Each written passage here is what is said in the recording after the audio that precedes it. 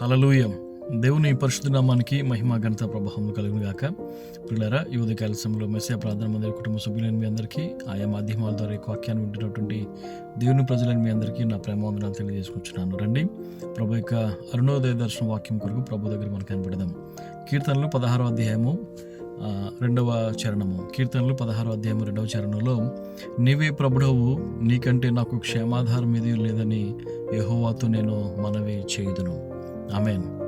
భక్తుడు దావీదు గారు రచించినటువంటి యొక్క దావీదు కీర్తన చాలా శ్రేష్టమైనటువంటి దావీదు కీర్తన. ఇందులో చాలా ఈ యొక్క వాక్యాన్ని చదువుతుంటే కనుక, ఈ యొక్క అధ్యాయాన్ని చదువుతుంటే, ధ్యానిస్తుంటే దేవుడు చాలా అనేకమైనటువంటి మర్మాలు, విషయాలు మనకు బయలుపరుస్తుంటున్నాడు. నిజమే కదా, ఈ భూమి మీద క్షేమాధారం మనిషికి ఎక్కడ ఉంది? ఎక్కడికి వెళ్ళినా భూమి మీద మనిషికి క్షేమం అనేది లేదు. నాకు తెలిసినటువంటి ఒక కుటుంబం మంచి కాస్ట్లీ కార్, చాలా మంచి కాస్ట్లీ కార్లో వాళ్ళు ప్రయాణం చేస్తూ వెళ్తున్నారు. ఆ కార్కు ఉన్నటువంటి ప్రత్యేకత ఏంటంటే, చాలా రకాలైనటువంటి సేఫ్టీ ఫీచర్స్ దాంట్లో ఉంటున్నాయి.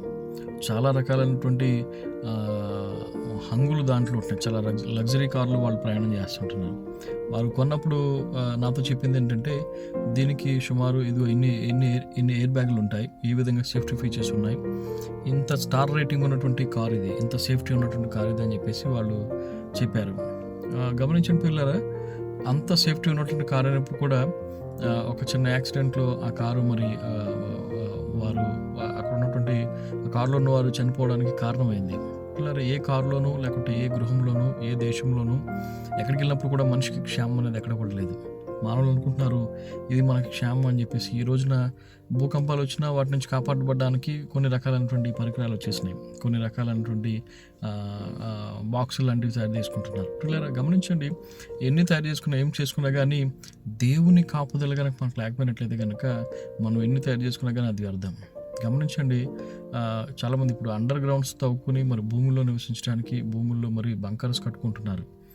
చాలా రకాలుగా ప్రయత్నాలు చేస్తున్నారు మానవులు. చాలా రకాలుగా జ్ఞానం పెరిగింది, ఇప్పుడు చాలా విషయాలు వస్తుంటాయి. కానీ గమనించండి, ఎక్కడికి వెళ్ళినప్పుడు కూడా దేవుని కాపుదల కనుక మనకు లేకపోయినట్లయితే, మనకి క్షేమం అనేది లేదు. ఇక్కడ భక్తులు అనేటువంటి దావీదు గారు అదే అంటున్నారు, నేను ఈటే నా ఎదురుగుండా ఉన్నటువంటి కొన్ని మీటర్ల దూరంలో నేను సౌలు ముందు కూర్చున్నాను. మహా అయితే 4-5 మీటర్ల దూరంలో సౌలు ముందు కూర్చున్నటువంటి దావీదు గారు 2 సార్లు ఈటెను బలంగా అతని మీదకి విసిరినప్పుడు కూడా తప్పించుకోగలిగాడు దావీదు గారు. దేవుడు తప్పించి కాపాడాడు. పిల్లరా, అనేక సందర్భాల్లో శత్రువు తనను చంపడానికి కొంచెమే తప్పినటువంటి సందర్భాలు దావీదు గారి జీవితంలో అనేకమైన ఉన్నాయి.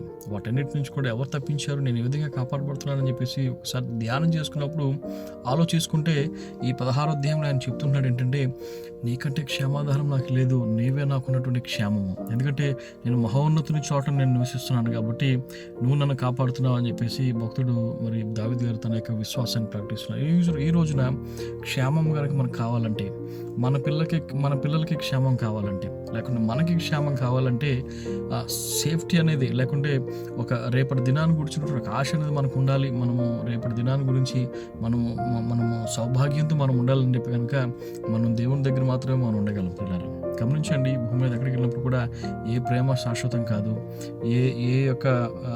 ఏమంటారు అది, ఏది కూడా ఈ భూమి మీద శాశ్వతం కాదు. దేవుని యొక్క రాజ్యము శాశ్వతమైంది. ఆమేన్. ఆయనతో కనుక మనం ఉన్నట్లయితే శాశ్వతమైనటువంటి ఆనందాన్ని ప్రభు మనకి ఇస్తున్నాడు. చివరి మాటలో చివరి ఆ యొక్క వచనాన్ని చూసినట్లయితే అక్కడ వాక్యంలో ఆ భక్తుడు అంటే ఏంటంటే, జీవ మార్గం నీవు నాకు తెలియజేస్తావు. ప్రభు దగ్గర మనం ఉంటే కనుక జీవ మార్గం ఏంటి, మరణ మార్గం ఏంటి అని చెప్పేసి తెలియజేస్తాడు. అంతేకాకుండా నీ సన్నిధిని సంపూర్ణ సంతోషం ఉంది. నువ్వు ఎక్కడ ఉంటావో అక్కడే నీ సన్నిధిని, నీ సన్నిధిని సంతోషం ఉంది, నీ కుడి చేతిలో నిత్య సుఖాలు ఉంటాయి, అవి నాకు ఇస్తున్నావు అని చెప్పేసి భక్తులు అంటాడు. ఈరోజు అవి కావాలంటే కనుక ప్రభు దగ్గరికి రండి. ప్రభు మీ దగ్గరకు వస్తున్నాడు, మీకు క్షేమాధారం ప్రభు అంటున్నాడు. ఆమేన్.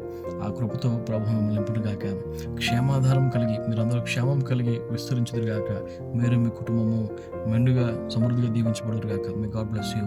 I love you all.